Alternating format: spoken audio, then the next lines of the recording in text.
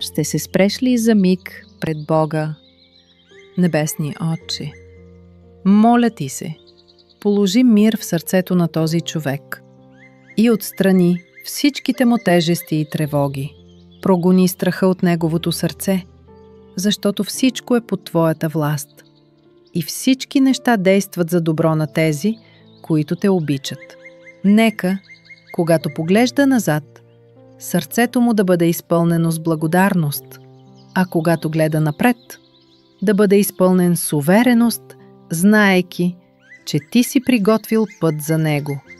Господи, превърни неговото безпокойство в поклонение, сълзите му в молитва, болката му в хвала, а слабостта му в сила.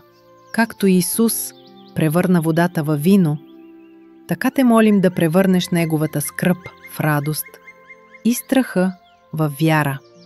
Защото, вярвайки в Господа, който държи утрешния ден, днес можем да починем в мир, като знаем, че всичко е в Твоите ръце.